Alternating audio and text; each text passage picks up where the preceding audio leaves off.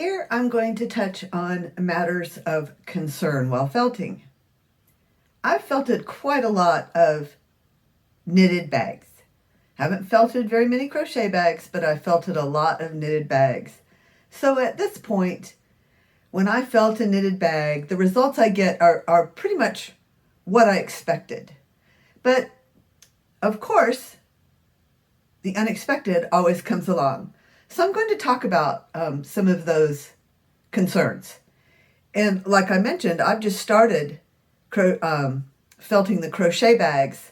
So I'm learning a lot there. And one thing I'm learning is it takes a bit longer to felt a crochet piece than it does a knit piece. And some of these concerns are things that people brought up in the questions that they've asked about the felting process, and I really appreciate those questions. Somebody sent me a picture of their yarn, and their yarn was white and purple, a white skein and a purple skein. And I said, oh my gosh, I hope that purple dye doesn't bleed. And then it might slightly stain the white yarn. And that's what's happened to me before. If the dye has bled, it usually doesn't cause any problem at all. I usually don't get any dye transfer, even though you can see the dye in the water while you're felting. I usually don't get any dye transfer of concern. One time I did. I made a bag that was red and white and blue, and the blue and red bled into the white just a little bit. And at first I was alarmed, but the customer thought it was intentional and really liked the effect, and I never mentioned that it was an accident. And that really happened because I got weary of felting and I left it sitting in the water overnight. So if you do get tired of felting and feel like, I just can't go on today, or I need a rest, that's perfectly fine. Set your project aside. But don't leave it sitting in the water where the dye has bled in. It's perfectly fine to drain the water off and just let it sit in the felting pot overnight. If your water is clear, you can let it sit in the water, but you do not have to finish it in one day. You don't have to push yourself if you start to feel fatigued. Another thing that happened to me unexpectedly is I was felting one time and the sides of the bag actually stuck together, felted together. I was unable to separate them and I had to discard the project. And that's happened a couple of times since, and I've caught it and been able to save the project. But that one time I was felting very aggressively and not paying close attention, other than that I was in a hurry and the bag had felted in on itself. Another thing that can felt in on itself is if you have a flat strap that you've knit or crocheted and you're felting it.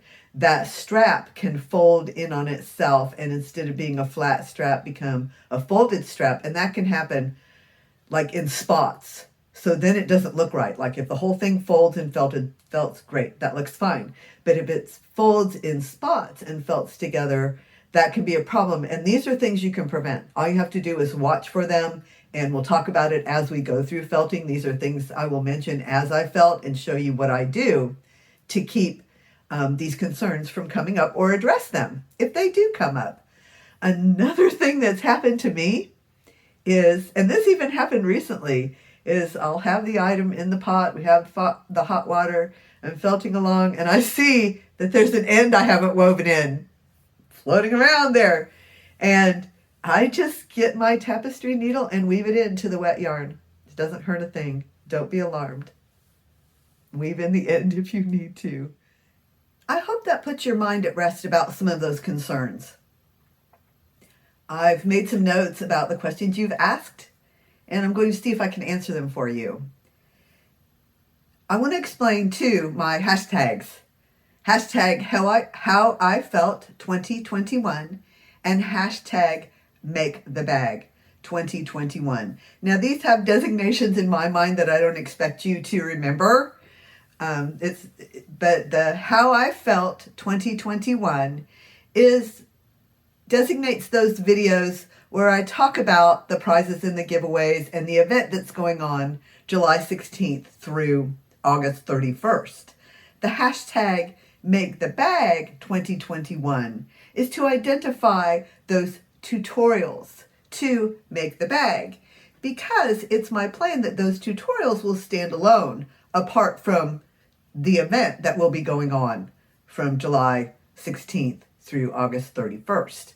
So that kind of explains those hashtags. Like I said, it's not important for you to remember that, but please use them all over the place. I've started using them on my Instagram, so I have posted some tagged pictures of my supplies and my example bags and things like that. So I'm trying to get started. Had a question about what to email to me. I think the specific question was about for email number 4. And email number 4 and email number 3 do look kind of similar, but email number 3 is attaching those items, making and attaching those items, the strap and the flap and the buttonhole and the things that we'll talk about at that point. And then email number 4 is to show that your bag is ready to felt, that you have indeed attached all those items and it is a bag ready to felt. So they're kind of similar in steps, but I wanted to see your ready for hot water bag. How much yarn do you need? I have put that in the description box, and I'll put that in the description box again. I have said it on videos, but I feel like I want to put it in the description box or email it to you or copy and paste it into a comment for you. If you can't find it, there is so much in the description box. It might be hard for you to find it. I don't mind if you comment or email me and ask me for yarn quantities or the supplies list, but I don't want to read it off here because I don't want to make a mistake. I don't want to tell you something other than what it says in the description box. So let's all rely on that information. You've asked about patterns, which I am writing. I have almost finished writing the patterns for both knit and crochet. Another question has been, can the size of these bags be altered? I have my samples here, the knit and crocheted one and the knit and crocheted one. The knit and felted one and the crochet and felted one. These are my examples to kind of give you an idea of what they'll look like, the shape and size. And yes, they easily can be made bigger or smaller. When we talk about the beginning chain for the crochet or the cast on for the knit, just increase this number of stitches. And if you need any help with that, of course, I'm available for advice. But yes, size can be easily altered. People have asked about what kind of soap to use. Now, I have used a variety of soaps over the years. Anything from the hand soap that was lying around to a fancy scented specialty soap sample that I had. So use soap. It really doesn't matter what kind. Of course, you don't want to use something like Irish Spring or a harsh hand soap. I recommend, and I like best, a Castile soap, Castile soap, Castile soap, or an olive oil based soap, or those two together, and they do come scented. I recommend a bar, not a liquid. The liquid, it just goes, you use it up too fast, the bar works best, I believe. Of course, do what works for you, but I recommend a bar of soap. One regular size bar of soap will felt many things. So if you get a sample, like I said, I like to get samples of fancy little soaps and use those. And yes, you can add pure essential oils or scents to the soaps or buy the soaps that are scented. Another question was, someone asked if their wool has an odor and they haven't been able to eliminate it by other means, could felting eliminate that odor? Don't know the answer to that question. But adding an essential oil scent could help. And yes, there is a rinse at the end where you use vinegar. The scent of the vinegar does not remain when you rinse in vinegar. Seems like I've been neglectful not to mention that you'll need a little bit of vinegar in that final rinse, but it's just a splash of vinegar, and I'll try to add that to the notes so that information is there for you. Sorry about that.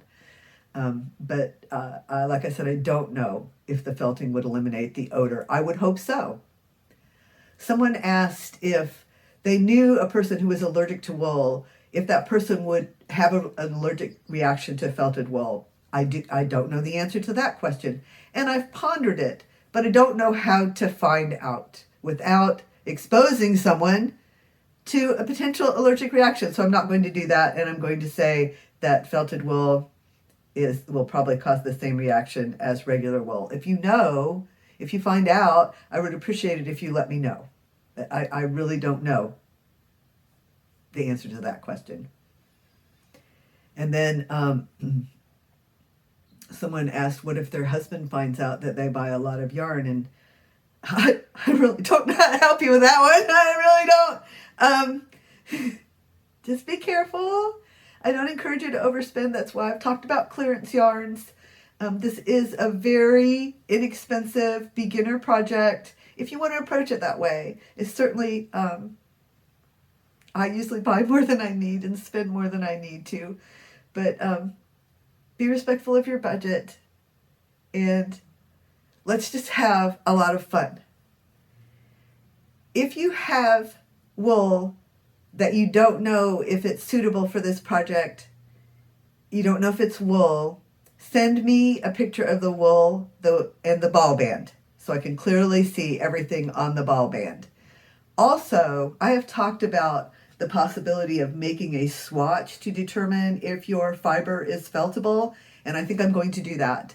I think I'm going to make a swatch and felt it for you in a video so we can talk about together how to tell if this swatch is felting, and if you need to do the same, that you could tell if your fiber is feltable. Also, I thought felting the swatch would be a really good way on a small scale to give you a beginning idea of what's going to happen to your larger piece during the felting process. So watch for that felting video, and watch the video called Dittmer Knittery in the Evening to learn about a possible giveaway. And one reason I mention this is some of you have replied and tried to enter that giveaway, but you haven't followed the instructions. So there's a little bit of a twist in there. And so go back and watch Dittmer Knittery in the Evening to find out about some yarn you might be able to get to make a bag.